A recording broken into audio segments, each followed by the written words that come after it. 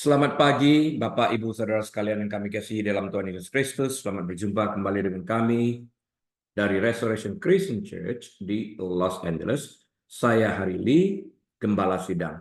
Hari ini hari Minggu, tanggal 9 Juni tahun 2024, dan kita akan membahas sebuah topik yang saya beri judul Alasan di balik kebaikan, yang akan kita ambil dari Galatia 6 ayat 9 dan 10. Kita awali dengan doa.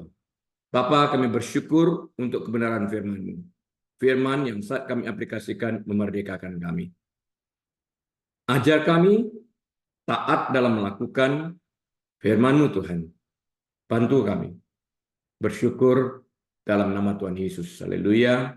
Amin.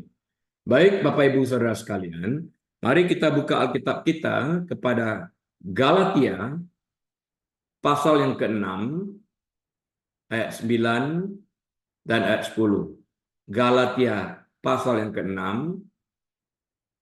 ayat 9 dan ayat 10. Saya bacakan bagi kita sekalian. Janganlah kita jemu-jemu berbuat baik. Karena apabila sudah datang waktunya, kita akan menuai jika kita tidak menjadi lemah. 10. Karena itu selama masih ada kesempatan bagi kita, marilah kita berbuat baik kepada semua orang, tetapi terutama kepada kawan-kawan kita seiman. Kalau kita lihat di sini ya, ada awal ini, janganlah kita jemu-jemu berbuat baik. Tegas sekali kalimat ini memberitahukan kepada kita bahwa berbuat baik itu tidak dapat dihentikan. Kita harus terus-menerus melakukannya, karena pada saatnya kebaikan yang kita tabur ini akan menghasilkan buah yang akan kita tuai pada saatnya jika kita tidak menjadi lemah. Lemah dalam arti berhenti berbuat baik. Nah, saya akan mulai dengan sebuah ilustrasi terlebih dahulu.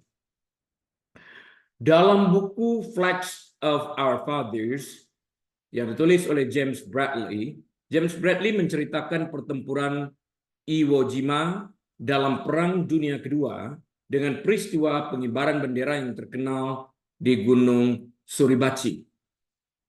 Ayah Bradley bernama John. Ia adalah seorang pengibar bendera itu. Namun yang lebih penting adalah ayah Bradley, John, tersebut adalah seorang anggota Korps Kesehatan Angkatan Laut, yakni sebagai seorang dokter militer.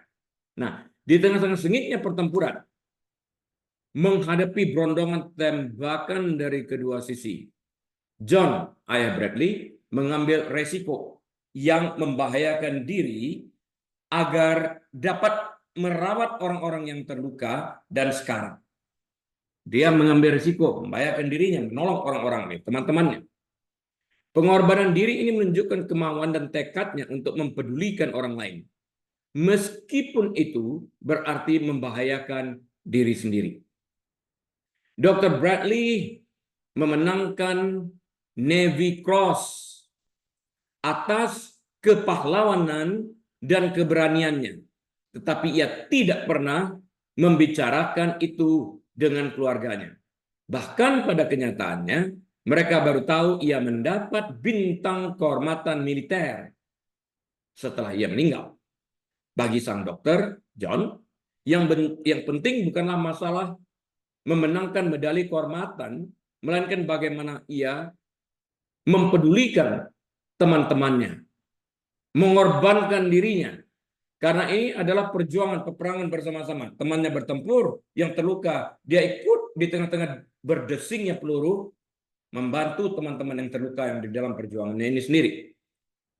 Dalam Yakobus 2, ayat yang ke-8 kita membaca, jikalau kamu menjalankan hukum utama yang tertulis dalam kitab suci, kasihlah sesamamu manusia seperti dirimu sendiri, kamu berbuat baik. Yakobus mengatakan bahwa kita berbuat baik ketika kita dengan sengaja memperhatikan dan memperlakukan orang lain sebagaimana kita ingin diperlakukan. Kata baik berarti dengan benar, dengan mulia, ikhlas, tulus, tidak ada embel-embel lain, sehingga tidak mungkin kita disalahkan.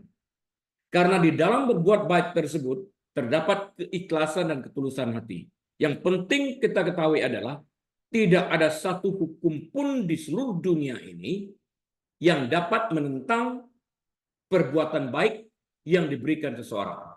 Nggak ada hukumnya. Berbuat baik, berbuat jahat, dikejar hukum. Berbuat baik, tidak. Nah, berbuat baik tanpa mementingkan diri sendiri berarti mencerminkan hati Allah dan memenuhi hukum kasih-Nya. Sebagaimana kita ingin diperlakukan, kita perlakukan itu kepada orang lain. Ini penting. Ya. Jadi berbuat baik itu adalah sebuah pilihan yang kita berikan apapun faktor eksternalnya. Yang terpenting itu adalah kita berbuat baik bukan karena motivasi yang salah, egois, mementingkan diri sendiri, tapi karena Kristus hidup di dalam kehidupan kita itu. Paulus yang mengatakan, hidup yang kuhidupi ini bukannya aku lagi, tapi Kristus yang hidup di dalam kehidupanku. Jika pernyataan ini dapat kita katakan, Kristus hidup di dalam kehidupan kita, dan kita tahu Christ is good, dia sumber kehidupan, dia sumber kebaikan, itu karakter yang tidak berubah, maka Kristus yang adalah sumber kebaikan yang hidup dalam kehidupan kita ini juga akan mengalir dari kedalaman hati kita menjaga orang-orang di sekeliling kita. Itu motivasi satu-satunya. Nggak ada yang lain. Karena Kristus yang baik hidup dalam kehidupan kita. Sesungguhnya kasih adalah inti dari ketaatan. Kita akan taat kepada firman itu karena kita mengasihi Kristus, sang firman yang hidup. Tanpa kasih tidak mungkin ada ketaatan. Paulus baru saja meminta umat Kristen di Galatia untuk diyakinkan sekali lagi bahwa mempercayai daging mereka dalam kehidupan ini hanya membawa mereka kepada kesengsaraan karena keinginan roh dan keinginan daging saling bertentangan. Roh berbisik lakukan kebaikan, daging bilang enggak, gua pernah disakitin. Roh katakan berikan, daging katakan jangan, biar dia menderita dulu. Roh mengatakan ampuni, daging mengatakan terlalu sakit. Selalu bertentangan. Tapi kita sebagai murid Tuhan mengaku Yesus hidup di dalam kehidupan kita, maka sumber yang berasal daripada Kristus ini seharusnya mengalir melalui kita. Apapun harga yang kita bayar di dalam hal ini. Mengandalkan kekuatan sendiri hanya akan membawa kehancuran dan kematian. Itu sudah pasti. Hal ini benar. Karena apakah kita mempercayai umat manusia untuk menyelamatkan kita dengan hanya bergantung kepada hukum tanpa melibatkan Tuhan yang berdaulat sepenuhnya? Atau dengan mengikuti keinginan kita yang egois dan berdosa? Alkitab mengatakan, jangan percaya atau menggantungkan dirimu kepada Mesir yang melambangkan dunia. Do not lean on your own understanding. Jangan bergantung kepada pengertian diri sendiri. Bergantung kepada Tuhan. Akan saya bicarakan nanti peralihan pada saat manusia memakan buah pohon pengetahuan yang baik dan jahat. Dari bergantung kepada Tuhan kepada bergantung kepada diri sendiri. Peralihan itu terjadi di Taman Eden. Alkitab dengan jelas mengingatkan kita sekalian bahwa di mana ada roh Allah, di sana ada kemerdekaan. Dengan demikian, kemerdekaan kita peroleh melalui roh Allah yang hidup, dan firman Tuhan itu sendiri adalah roh yang menghidupkan. Karena itu kita perlu menanamkan firman Tuhan yang adalah roh ke dalam kehidupan kita melalui perenungan yang kita lakukan setiap hari. Melalui iman kepada Kristus untuk menerima pengampunan dosa kita, Allah memberikan rohnya sendiri kepada kita. Hanya Roh Kudus, Roh Allah, itulah yang pada akhirnya yang akan memberi kehidupan kekal kepada semua orang yang beriman kepada Kristus ini. Nah, bagi saya perlu sebagai pengkhotbah, sebagai pendeta, sebagai gembala, saya perlu merenungkan firman Tuhan. Merefleksikan firman Tuhan itu yang saya baca, yang saya gumuli di dalam Alkitab, ataupun Tuhan yang berbisik ke dalam hati saya, harus saya gumuli. Harus saya internalize, harus saya internalisasikan ke dalam roh saya. Sebelum dapat saya katakan dalam bentuk ucapan khotbah. Lebih baik lagi kalau itu dipraktekkan sendiri. Sehingga kita di dalam mengajar, kita mengajar apa yang kita praktekkan. Tidak mungkin saya mengatakan ampuni, padahal saya sendiri menolak untuk mengampuni. Nggak bisa khotbah seperti itu. Jadi kita perlu melakukan ini, dan inilah jenis daripada kebaikan itu yang harus kita salurkan kepada orang-orang di sekeliling kita. Kalau kita hanya mau menerima kebaikan tapi tidak ingin menyalurkan kebaikan, prinsip Tuhan itu kita matikan. Ibarat laut mati. Hanya menerima, nggak ada jalan keluar. Ini nggak bisa. Kini Paulus mendesak jemaat Galatia agar tidak jemu-jemu berbuat baik. Perhatikan itu, tidak jemu-jemu berbuat baik. Artinya terus-menerus. Nggak boleh lemah dalam berbuat baik. Tidak boleh berhenti di dalam berbuat baik. Berbuat baik membutuhkan usaha dan keinginan.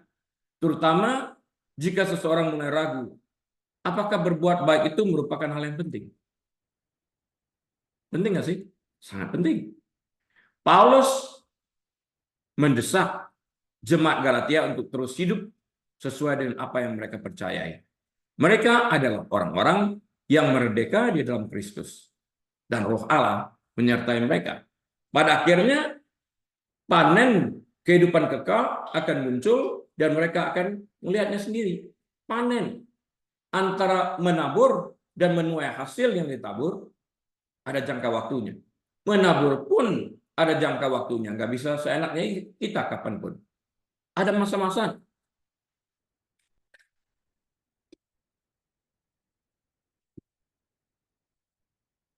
Dalam pengertian langsung, pekerjaan baik yang dilakukan jemaat Galatia dengan kuasa Roh Kudus juga akan membuahkan hasil.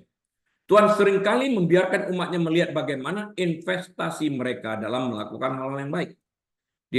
Baik di dalam kehidupan ini maupun di dalam kehidupan yang akan datang.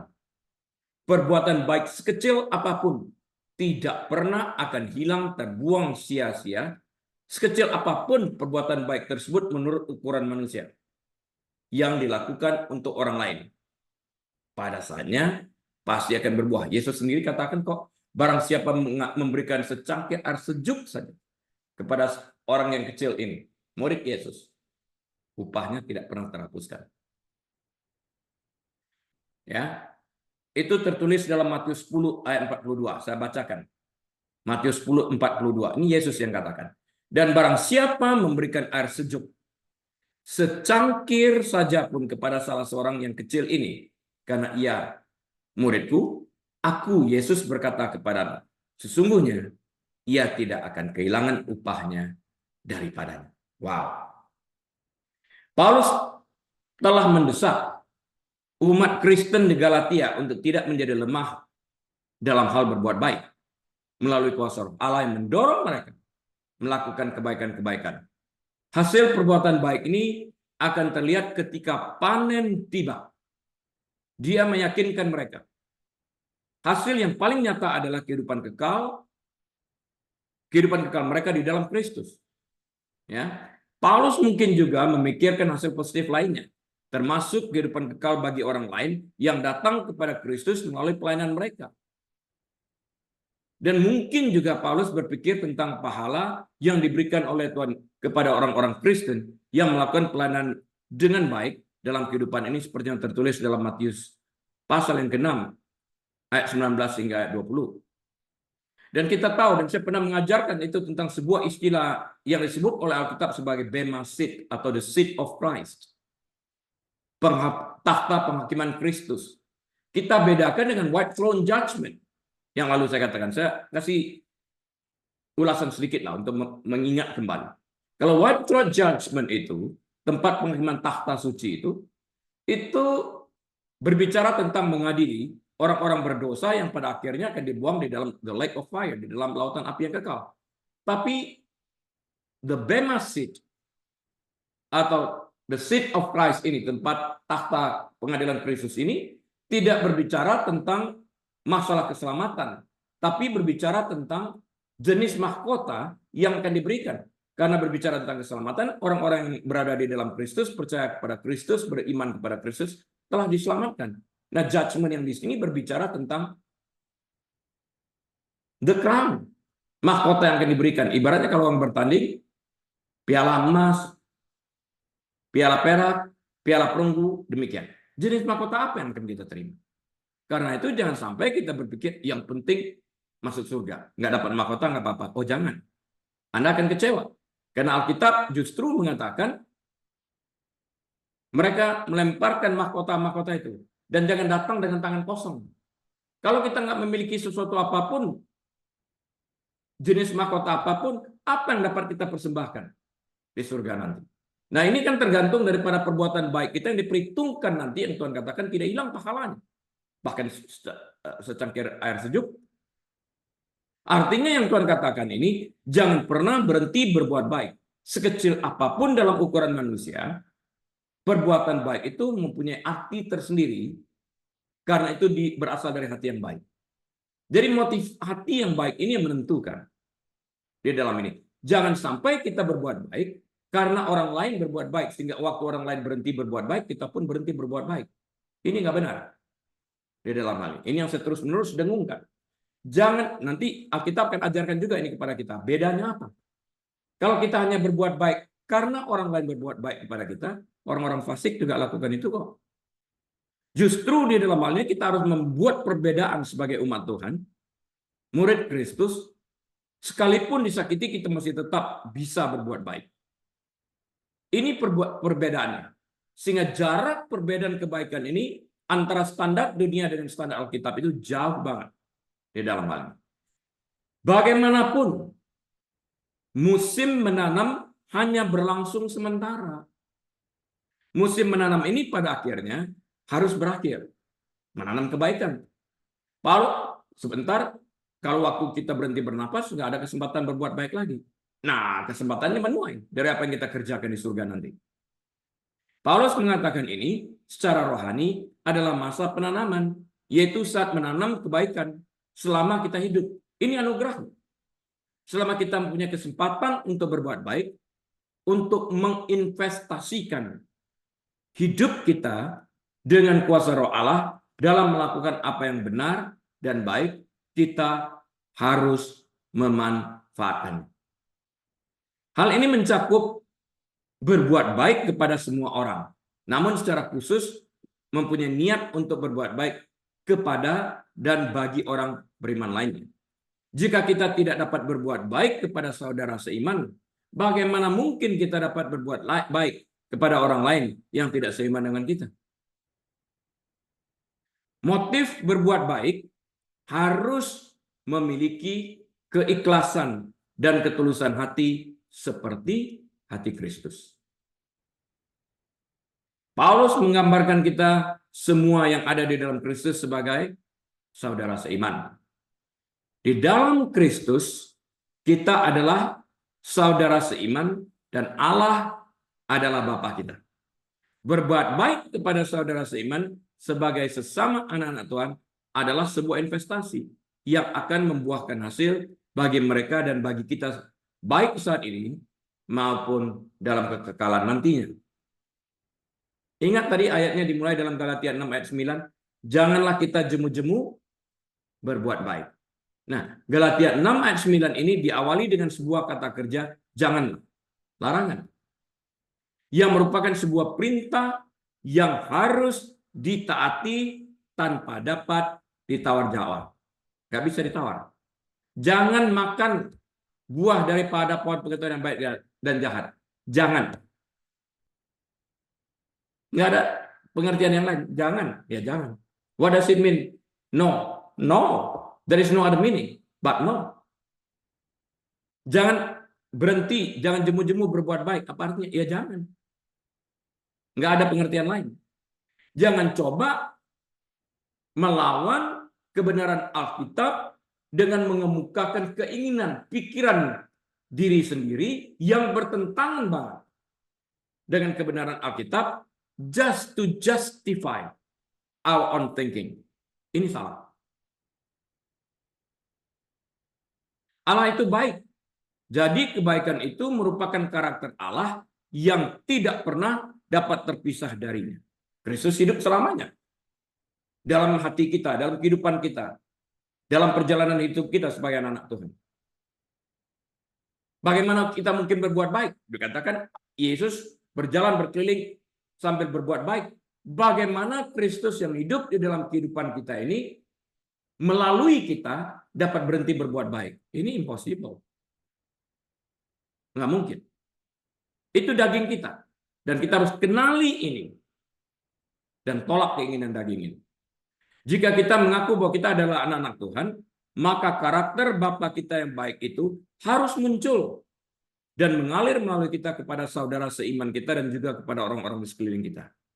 Sebagaimana kita ingin orang lain memperlakukan kita, perlakukanlah itu juga kepada orang lain. Pada saat Allah meniupkan nafas kehidupannya, perhatikan ini baik-baik ya. Penting banget nih. Yang lalu pernah saya bahas ini dari sisi yang lain. Coba perhatikan ini. Pada saat Allah meniupkan nafas kehidupannya kepada Adam, dan dari Adam kepada kita sekalian, kita terlebih dahulu menerima apa? Saat dia meniupkan ini, kita menerima kehidupan yang dianugerahkan Allah kepada kita sekalian. Lihat Adam, hanya debu dan tanah liat. Kapan dia menjadi living being, kapan dia menjadi makhluk hidup? Saat Allah meniupkan kehidupan itu. Waktu Allah exhale dan Adam inhale. Itu yang terjadi. Jadi dia menerima terlebih dahulu. Nah, di dalam kehidupan itu sendiri terdapat kepenuhan karakter Allah yang baik. Waktu dia meniupkan itu, seluruh karakter Allah itu ikut masuk di dalam nafas kehidupan yang diberikan Allah melalui lubang hidung Adam ini sendiri. Semua yang baik yang berasal daripada Tuhan itu masuk ke sana.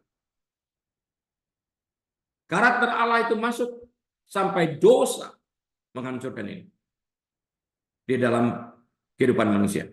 Nah, kepenuhan karakter Allah yang terdapat di dalam Adam ini rusak, hancur pada saat Adam memilih untuk memberontak kepada Tuhan dengan memakan buah dari pohon pengetahuan tentang yang baik dan yang jahat. Adam dengan demikian melepaskan diri dari Tuhan, dan ini adalah sebuah kejahatan itu sendiri.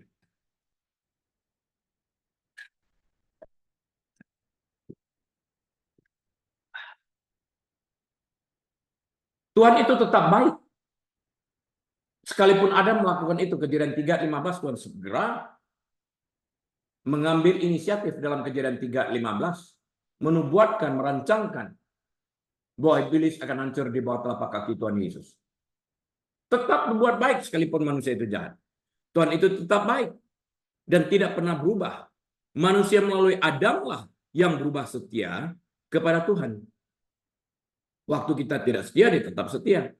Pada saat kita bertobat dan berbalik dari segala jalan-jalan kita yang jahat, Tuhan Yesus meriset kembali segala sesuatu yang rusak kepada keadaan yang orisinil melalui karya kayu salib.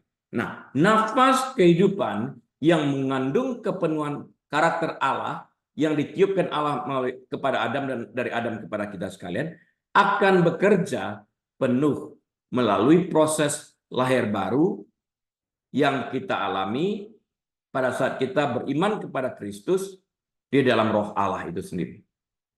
Nah, perkataan janganlah kita jemu-jemu berbuat baik juga memberikan pengertian bahwa kita memiliki pilihan dalam hidup ini dalam bentuk free will yang diberikan oleh Tuhan Sang Pencipta.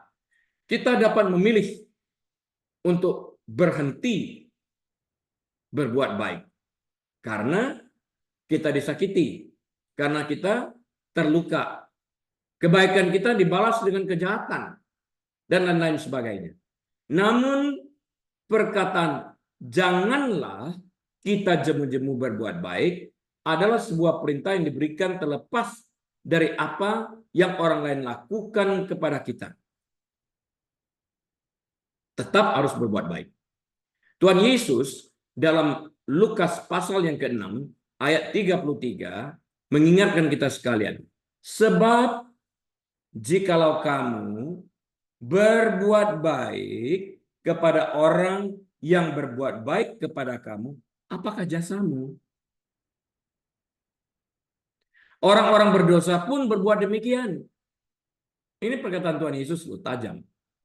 Ayat ini menantang kita sekalian sebagai orang percaya untuk tampil beda dari apa yang ditawarkan dunia. Dalam hal inilah Kristus dipermuliakan. Artinya, berbuat baik kepada orang lain tanpa mengharapkan balasan. Lukas 6 ayat 35. Sedangkan dalam Lukas 14 ayat 12 hingga 14, Tuhan Yesus meminta kita untuk berbuat baik kepada mereka yang tidak dapat membalas kebaikan kita. Dalam hal ini Tuhan dipermuliakan. Orang homeless, orang mengalami bencana alam, orang yang mengalami luka-luka, penderitaan di dalam kehidupan mereka, kita memiliki empati yang dalam, merasakan kepahitan yang mereka rasakan, dan menolong. Ini penting. Dan kemudian kita berlalu di dalam hal ini. Jangan sampai kita hanya mau menolong di siang hari dalam pengertian, ya orang tuh lagi mujur, lagi enak, mari gua bantu.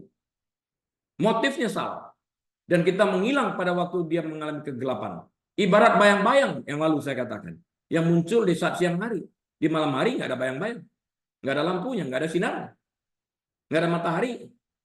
Jangan sampai kita memiliki pengertian seperti itu. Hanya muncul pada waktu orang mengalami glory seakan-akan kita membantu dia.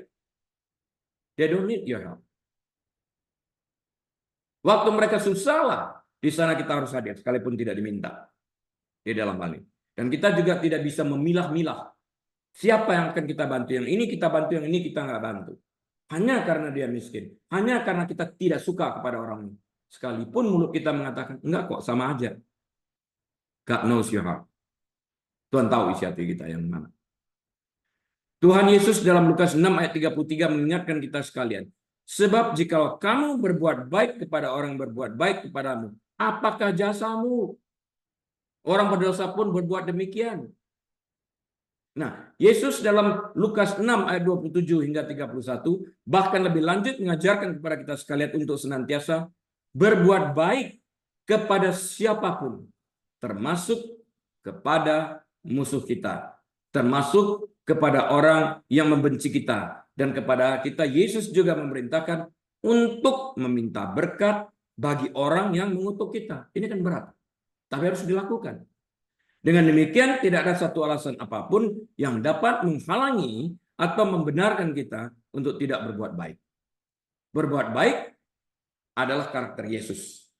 Nah, kita berani mengatakan bahwa hidup yang, saya ulang ya, jika kita berani mengatakan bahwa hidup yang kita hidupi ini bukan kita lagi, tapi Kristuslah yang hidup di dalam kehidupan kita ini, karena kita beriman kepada Kristus ini, maka kebaikan Kristus harus terpancar melalui kita kepada orang-orang di sekeliling kita. Jangan dihambat. Berbuat baik kepada semua orang itu bukanlah sebuah opsi. Berbuat baik kepada semua orang itu harus merupakan gaya hidup yang kita terima dari Yesus. Sifat baik ini kita simpan menjadi bagian dari karakter kita untuk kemudian kita salurkan. Kita harus mengembangkan kebiasaan ini. Pada mulanya kita harus bekerja keras untuk membuat kebaikan ini menjadi lifestyle kita. Pada waktu itu terbentuk, kebaikan ini yang membentuk kita lebih lanjut. Ya, pada awalnya kita membentuk sebuah kebiasaan. Setelah kebiasaan terbentuk, kebiasaan itu terus-menerus membentuk kita. Nah, jangan pernah muncul keraguan untuk berbuat baik dengan bertanya, bagaimana jika kebaikanku dibalas dengan kejahatan pada saatnya?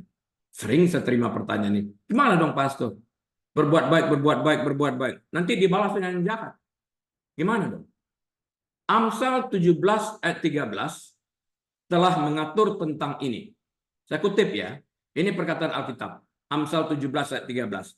Siapa membalas kebaikan dengan kejahatan, kejahatan tidak menghindar dari rumahnya. Saya ulang supaya terdengar semuanya. Amsal 17 ayat 13. Siapa membalas kebaikan dengan kejahatan, kejahatan tidak akan menghindar dari rumahnya. Artinya kejahatan itu datang jika engkau membalas kebaikan dengan kejahatan. Pada saatnya lupa kan, kenapa ya ini terjadi dalam hidupku? Lupa bahwa dia membalas kebaikan orang lain dengan kejahatan. Dan Alkitab katakan kejahatan itu mampir. Kamu lupa, kejahatan itu nggak lupa, dia mampir katakannya. Di sini kejahatan tidak akan menghindar dari rumahnya. Tidak bakal lupa, akan datang. Tunggu saatnya aja. Karena itu saya undang jangan pernah membalas kebaikan yang orang berikan kepada kita dengan kejahatan. Yang rugi diri sendiri. Karena itu, Bapak Ibu Saudara sekalian, selidiki hati kita dengan benar. Karena motif dibalik berbuat baik sangat menentukan. Dan lagi, jangan sampai kebaikan kita menunjukkan ketidakadilan hanya karena kita tidak suka pada orang-orang tertentu. Nggak boleh. Janganlah jemu-jemu berbuat baik. Juga mengandung pengertian untuk melakukan kebaikan secara terus-menerus. Artinya, kita harus memiliki komitmen dan tidak pernah boleh berhenti berbuat baik jika faktor eksternal sedang tidak bersahabat dengan kita.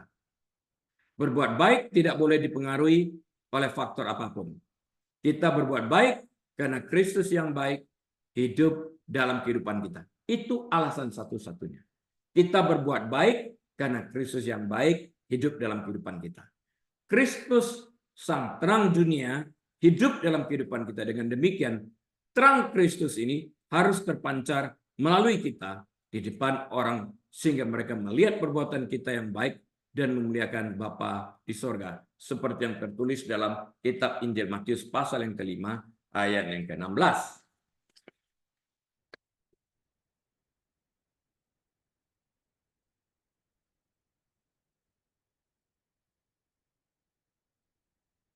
Hal yang sama juga dikatakan oleh Filipi 4 ayat yang ke-5. Saya bacakan Filipi 4 ayat yang ke-5. Hendaklah kebaikan hatimu diketahui semua orang. Dengarkan itu ya. Hendaklah kebaikan hatimu diketahui semua orang. Aku berbuat baik tapi dalam hati. Oh enggak. Yang baik yang ada dalam hati itu harus terpancar dalam tindakan. Sehingga apa yang ada dalam hati kita ini terlihat dalam bentuk tindakan sebagai buah kebenaran berbuat baik. Ya, Tuhan melihat jauh di kedalaman hati setiap manusia. Tuhan secara jelas dapat melihat hati yang baik dan hati yang jahat. Dan tentang hal ini Yesus berkata dalam Lukas 6 ayat 45. Perhatikan ini, dari hati Yesus melihat. Dia berbicara tentang hal ini dalam Lukas 6 ayat 45. Saya baca. Orang yang baik mengeluarkan barang yang baik dari perbendaharaan hatinya yang baik. Dan orang yang jahat mengeluarkan barang yang jahat dari perbendaharaannya yang jahat. Karena yang diucapkan mulutnya meluap dari hatinya. Tuhan lihat di kedalaman hati kita. Sekalipun mulut kita mungkin lain mengatakan, enggak kok, aku enggak berkian jahat, aku enggak ini, aku enggak itu. Tapi tindakan menunjukkan itu. Ini penting. Sebagaimana hanya pohon yang baik yang dapat menghasilkan buah yang baik dan pohon anggur menghasilkan buah anggur, demikian pula hanya hati yang baik yang dapat menghasilkan buah yang baik. Kita nggak bisa memanipulasikan ini karena pada saatnya akan muncul. Kita dapat mengetahui apakah seseorang mempunyai hati yang buruk dengan mendengarkan perkataannya dan melihat karakter melalui tingkah lakunya. Bergaul erat dengan orang. Kita akan tahu isi hatinya. Bagaikan semak duri yang hanya menghasilkan duri, Lukas 6 ayat 44, mereka akan mencaci maki orang percaya dan memuji orang lain yang bergabung dengan mereka. Lukas 6 ayat 22 dan ayat 26. Mereka akan mengutuk musuh-musuhnya. Tuhan katakan berkati. Mereka mengutuk musuh-musuhnya dan menuntut hak-hak mereka. Lukas 6 ayat 28 hingga 30 berbicara tentang ini. Mereka akan cepat menghakimi dan menyalahkan orang lain. Orang lain salah terus. Apalagi kalau berbeda pendapat dengan mereka. Namun perkataan mereka yang menyesatkan akan membawa pengikut mereka ke dalam jurang maut. Dimanipulasikannya sesuai dengan perasaan mereka ini. Hati mereka yang jahat muncul dalam perasaan mereka ini. Dan ini dimanifestasikan. Inilah inti keseluruhan dari metafora Yesus dalam Lukas 6 ayat 45 ini. Hati itu menentukan segala-galanya, itu intinya. Kalau hati kita baik, buah yang dihasilkan dari hati yang baik ini akan baik. Jika hati kita jahat pada dasarnya, buah yang dihasilkan itu tidak akan pernah baik, tapi tetap jahat. Yakobus bahkan lebih gamblang. Yakobus yang menulis kitab Yakobus ya, ini adalah saudara Tuhan Yesus, bukan disciple.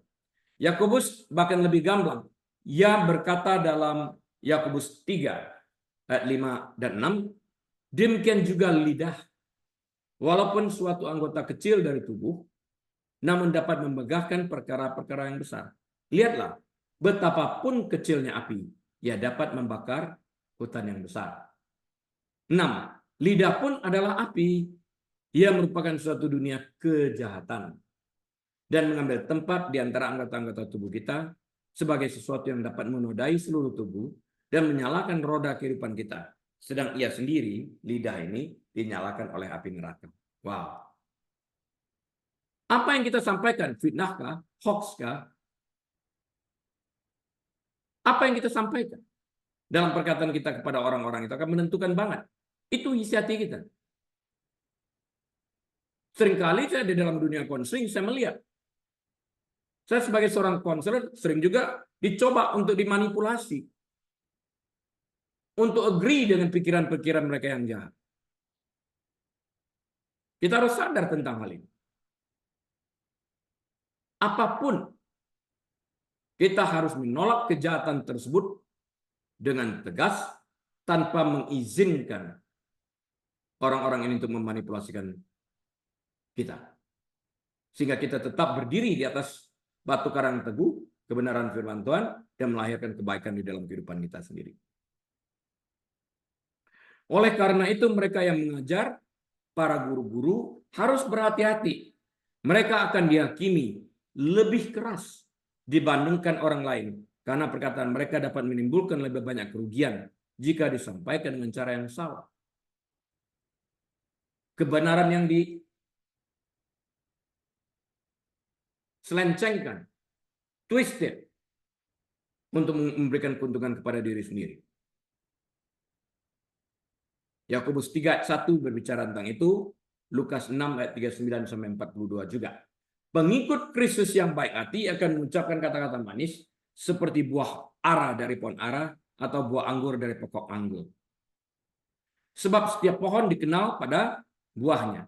Karena dari semak duri orang tidak memetik buah ara dan dari duri-duri tidak memetik buah anggur. Lukas 6 ayat 44. Mereka akan memberkati dan berdoa bagi pelaku kekerasan. Lukas 6 ayat 28. Daripada menghakimi dengan cepat dan tidak adil, kata-kata mereka akan dipenuhi dengan belas kasihan. Lukas 6 ayat 36 sampai 37. Dan mereka akan dengan lemah lembut menuntun orang lain menjauh dari hidup dalam dosa dan berpaling kepada Kristus dalam pertobatan yang sungguh-sungguh. Lukas 6 ayat 42.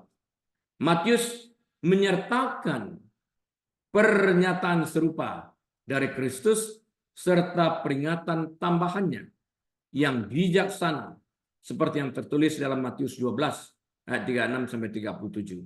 Tetapi aku berkata kepadamu, ini perkataan Yesus, setiap kata sia-sia yang diucapkan orang harus dipertanggungjawabkannya pada hari penghakiman. Saya ulang, perhatikan baik-baik, jangan sampai lewat ini ya.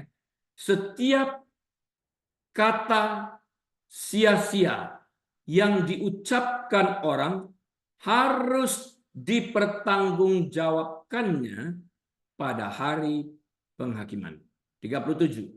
Karena menurut ucapanmu engkau akan dibenarkan dan menurut ucapanmu pula engkau akan dihukum. Penting banget sehingga kita tidak melemparkan fitnahan. Kita tidak memanipulasikan orang untuk agree dengan pikiran kita yang jahat yang kita sadari bertentangan dengan pikiran Tuhan, bertentangan dengan firman Tuhan. Kata-kata yang kita ucapkan dalam kehidupan sehari-hari dan yang didengar oleh orang-orang di sekeliling kita akan menunjukkan apakah kita benar-benar pengikut Kristus atau perkataan-perkataan kita mencerminkan kejahatan di dalam hati kita. Dimulai dari diri kita sendiri.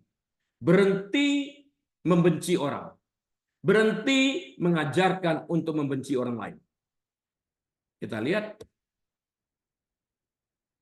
orang-orang Yahudi. Dibenci sejak dari dulu. Diajarkan kepada anak-anak bahkan untuk hidup membenci orang-orang Yahudi. Salah mereka apa? Dunia ini akan merasa lebih aman dan lebih damai jika anak-anak tidak diajarkan kejahatan apa yang ada di dalam hati orang-orang ini. Jangan mencemari pikiran anak-anak.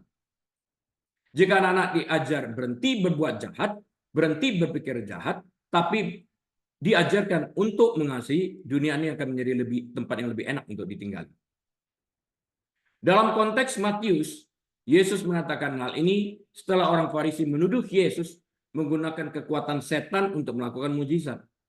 Hati mereka dikeraskan terhadap Yesus dan perkataan mereka yang hujat Roh Kudus adalah buktinya.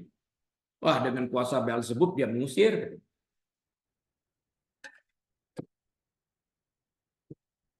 Perkataan ini ya, dengan kuasa Beelzebub ia mengusir setan. Jahat loh ini perkataan ini. Dia manipulasikan orang lain. Hanya karena orang-orang tertentu ini, kaum Farisi ini, tidak suka kepada Yesus. Kenapa tidak menyelidiki? Mereka mengerti Torah kok. Kok dia bisa mengusir setan ya? Laut bisa tenang ya? Orang mati bisa bangkit ya? Kenapa tidak selidiki itu? Kenapa harus mengatakan hal-hal yang seperti ini yang jahat? Kita harus benar-benar berhati-hati di dalam hal ini.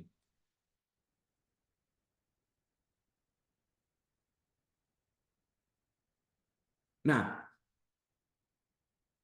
Yesus telah menyebutkan bahwa Bapa, Lukas 6 ayat 36, mengilhami kebaikan sebagai sumber kebaikan mutlak dan satu-satunya.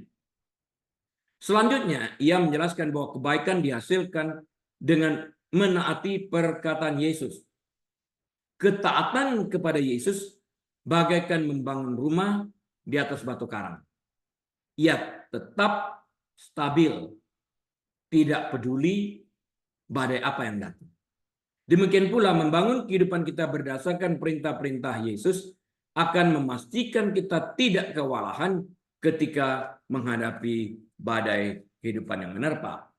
Kebaikan kita harus berlandaskan kebaikan Tuhan sebagai sumber kebaikan satu-satunya. Karena itu kita memiliki kewajiban untuk memeriksa hati kita. Apakah kebaikan kita memiliki alasan dan motif lain selain daripada kemurnian untuk melakukan kebaikan dan tidak lain daripada kebaikan dengan motif cinta kasih yang tulus karena Kristus yang baik hidup di dalam kehidupan kita. Kebaikan yang berlandaskan kasih yang tulus pasti melibatkan pengorbanan, apapun bentuk pengorbanan tersebut. Pengorbanan dapat berupa disalah mengerti, resikonya sebagai pendeta saya melihat ini, kita mengambil risiko dalam berbuat baik kepada orang disalah mengerti, dituduh, dan sebagainya. Pengorbanan dapat berupa disalah mengerti, dibenci, karena tidak sesuai dengan apa yang ada dalam pikiran orang yang padanya kita berbuat baik. Karena kita nggak setuju dengan pikirannya yang bertentangan dengan firman Tuhan. Nggak suka, marah, benci. Keluarlah kata-kata yang tidak pantas tadi. Kebaikan yang diberikan dapat dimanipulasikan untuk mendapatkan keuntungan yang lebih lagi. Ini para penginjil Injil Kemakmuran banyak memanipulasikan orang.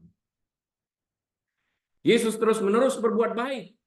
Bahkan dalam keadaan tersalib penuh dengan kesakitan dan penderitaan, ia memilih untuk berbuat baik, memberikan pengampunan. Ampunilah mereka ya Bapa, sebab mereka tidak tahu apa yang mereka lakukan. Ini inisiatif dari Tuhan Yesus.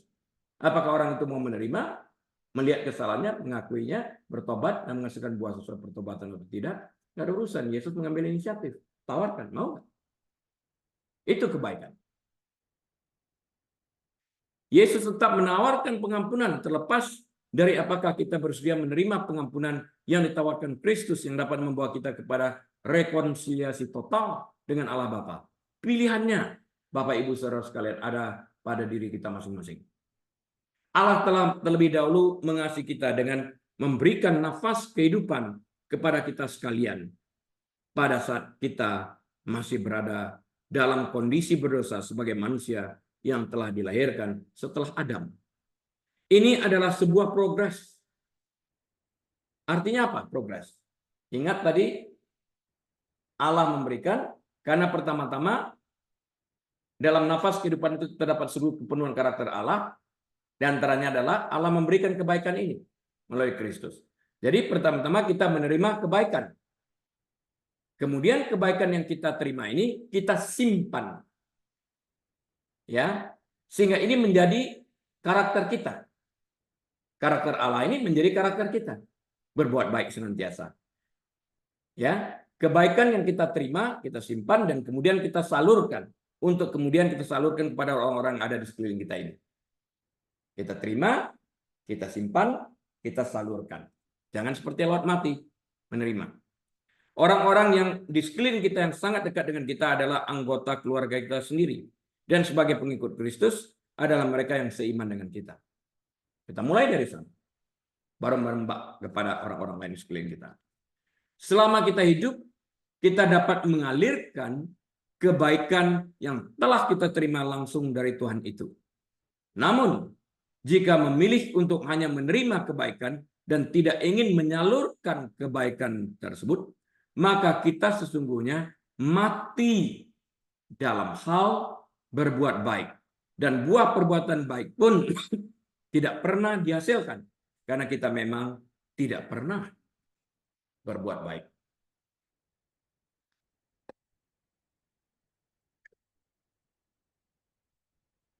Namun jika kita memilih untuk terus-menerus tanpa jemu-jemu berbuat baik, dalam arti menyalurkan kebaikan yang telah kita terima kepada orang-orang di sekeliling kita, maka apabila sudah datang waktunya, kita akan menuai. Jika kita tidak menjadi lemah dalam hal berbuat baik, ya. Lemah dalam hal apa? Lemah dalam hal berbuat baik. Jangan. Galatia 6 ayat 10 kita lanjut. Mengingatkan kita sekalian, karena itu selama masih ada kesempatan bagi kita, marilah kita berbuat baik kepada semua orang, tetapi terutama kepada kawan-kawan kita sekalian, seiman. Selama masih ada kesempatan. Kapan kesempatan itu berakhir? Saat kita membuskan nafas terakhir. Dari ayat ini kita belajar bahwa berbuat baik itu merupakan sebuah kesempatan yang dianugerahkan kepada kita. Jadi kalau kesempatan untuk berbuat baik itu dianugerahkan kepada kita, jangan sia-siakan itu, jangan dilewatkan. Sudah selayaknya kita mempergunakan anugerah ini dengan sebaik-baiknya, tanpa menyia-nyiakan kesempatan yang ada. Karena kita tidak tahu kapan berakhirnya kehidupan kita di dunia ini. Jika kita menyia-nyiakan kesempatan untuk berbuat baik, kebaikan yang kita terima pada awalnya dari Tuhan hanya akan tersimpan tanpa menghasilkan buah kebaikan. Busuk lama-lama. Kebaikan yang hanya disimpan tanpa disalurkan ini akan membusuk pada saatnya. Ibarat laut mati yang tidak memiliki kehidupan. Segala sesuatu yang Tuhan kerjakan bagi kita sejak saat dunia dan segala isinya diciptakan Tuhan menciptakan itu dalam 3 hal. Menerima, menyimpan, menyalurkan. Hendak tanah menghasilkan pepohonan segala buah dan jenisnya. Dia menerima firman Tuhan ini, tumbuh, menghasilkan, menyalurkan. Berbuah lagi. Buahan sayuran kita nikmati. Sayur tidak pernah menikmati sayur untuk dirinya sendiri. Nggak ada. Nggak ada. Sapi menghasilkan susu bukan buat dirinya sendiri. Enggak. Nggak ada. Kita menyalurkan kebaikan karena kita telah terlebih dahulu menerima kebaikan. Apakah itu kebaikan yang kita terima, kemudian kita simpan untuk selanjutnya disalurkan, atau apa saja? Jenis kebaikan yang kita terima harus kita salurkan. Jika konsep ini tidak berjalan sebagaimana seharusnya ia berjalan, karena kita halangi, kita padamkan, maka tujuan kehidupan tersebut menjadi porak-poranda. Kita perlu menyelidiki kedalaman hati kita. Apakah kita sudah menyimpan dan menyalurkan segala sesuatu yang kita terima dari Tuhan, atau sesuatu yang kita terima, kita simpan hanya untuk diri kita sendiri, tanpa mempedulikan akan keberadaan orang-orang lain yang ada di sekeliling kita. Nah, berbuat baik adalah buah roh yang tercatat dalam Galatia 5 ayat 22 sampai 23, yaitu manifestasi pekerjaan Roh Kudus di dalam hati orang-orang percaya. Apakah kita mengizinkan Roh Kudus memanifestasikan kebaikan melalui kita kepada orang-orang di sekeliling kita, atau kita memadamkannya? Bukankah pilihan itu ada pada diri kita masing-masing? Saya simpulkan dari pembahasan firman Tuhan pagi hari ini. Alasan berbuat baik satu-satunya yang harus kita anut adalah karena Allah sumber segala kebaikan telah terlebih dahulu mengasihi kita dan berbuat baik kepada kita. Dan berbuat baik itu adalah sebuah kesempatan yang dianugerahkan kepada kita. Jangan disia-siakan. Dan kini gilirannya kita mengizinkan Roh Kudus untuk memanifestasikan kebaikan sebagai buah roh dari kedalaman kita kepada orang-orang di sekitar kita. Dengan demikian, proses menerima, menyimpan, dan meneruskan dalam arti berkontribusi dalam hal kebaikan ini tidak terhambat dan tidak membusuk karena tidak tersalurkan. Dan saat kita menerima anugerah untuk berbuat baik ini, justru kepada orang yang telah menyakiti kita, gunakan kesempatan ini dengan baik-baik.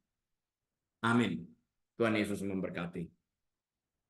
Tuhan Yesus, kami bersyukur, berterima kasih untuk kebenaran firman-Mu yang telah disampaikan. Biarlah Engkau terus menyelidiki hati kami, membantu kami untuk bertobat dan menghasilkan buah yang sesuai dengan pertobatan itu dan menghasilkan kebaikan Kristus yang terpancar dari kehidupan kami masing-masing. Karena Engkau berkata, biarlah perbuatan baik itu dapat dilihat semua orang. Semua orang. Terima kasih Tuhan. Jemaat yang dikasih Tuhan, mari kita buka pintu hati kita selebar-lebarnya. Angkat kedua tangan, terimalah berkat Tuhan. Tuhan memberkati engkau dan melindungi engkau. Tuhan menyinari engkau dengan wajahnya dan memberi engkau kasih karunia. Tuhan menghadapkan wajahnya kepadamu dan memberi engkau damai sejahtera. Tuhan membuat engkau menjadi kepala, bukan ekor. Naik, tidak pernah turun. Dia berkati engkau saat engkau masuk. Dia berkati engkau saat engkau keluar. Dia berkati bakulmu.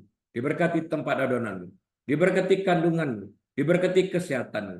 Dia berkati pelayananmu. Dia berkati rumah tanggamu. Dia berkati pekerjaanmu. Apapun yang kau lakukan dengan kedua tanganmu untuk mempermuliakan Tuhan, Tuhan akan membuat engkau berhasil. Dan biarlah kita membuka lembaran waktu kita dengan hati penuh dengan ucapan syukur dan terima kasih dengan hikmat marifat dari Allah Bapa yang menuntun kita sampai kepada kekekalan. Damai sejahtera dari Yesus Kristus Tuhan Sang Juru Damai. Dan di dalam persekutuan dengan rohnya yang manis, Roh Kudus tetap menyertai kita saat ini bahkan sampai selama-lamanya. Yesus Tuhan datang kali keduanya, menjemput kita semua yang percaya kepadanya. Seluruh umat yang diberkati dan menerima berkat berkata bersama-sama, amin. Tuhan Yesus memberkati. Baik Bapak Ibu Saudara sekalian, atas seizin Tuhan, kita akan berjumpa kembali pada kesempatan mendatang. Tuhan Yesus memberkati. Saya Rili, mohon diri. Shalom.